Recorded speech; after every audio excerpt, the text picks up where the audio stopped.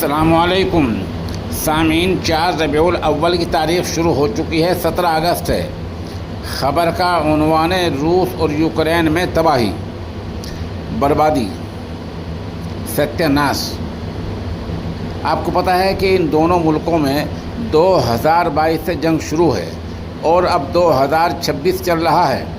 اس طرح 1500 سے زیادہ دن اس جنگ کو ہو چکے ہیں۔ ظاہر سی بات ہے، جنگ میں کوئی پھول تو کھلتے نہیں ہیں، پھل نہیں آتے ہیں، میوے نہیں آتے ہیں، جنگ میں تباہی ہوتی ہے۔ اطلاعات کچھ ایسی ہیں کہ لاکھوں فوجی دونوں طرف سے ہلاک ہو چکے ہیں، ہزاروں شہری لقمہ اجر ہو چکے ہیں، برباد ہو چکے ہیں۔ پل، ریلوے، سڑک، تیل کی کمپنیاں، بجلی گھر، جو عام چیزیں ہیں، عام ضروریات کی بہت بڑی تباہی آئی ہوئی ہے۔ خاص طور پہ یوکرین میں تباہی مچی ہوئی ہے، ہاکار مچا ہوا ہے۔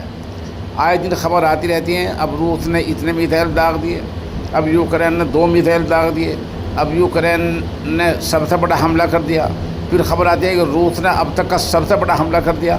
تو آخر جب یہ حملہ کرتے ہیں تو وہ آگ کہاں پڑتی ہے؟ آگ تو آبادی پر یا جنگلات پر، باغات پر، سڑکوں پر، پلوں پر، کھیتوں پر، فصلوں پر، انہی چیزوں پر پڑتی ہے نا۔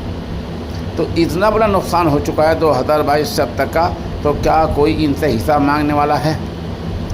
بظاہر نہیں ہے، کیونکہ اقوام متحدہ ایک ناکارہ ادارے کا نام ہو چکا ہے، اور بظاہر ایسا لگ رہا ہے کہ اقوام متحدہ کے ہاتھ میں کچھ نہیں ہے سرے سے۔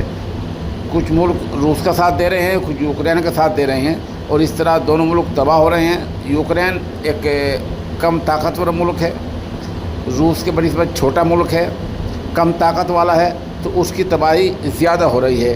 لیکن ان دونوں ملکوں کو روکنے والا یا کوئی باز پرس کرنے والا، کوئی حساب مانگنے والا کوئی نہیں ہے۔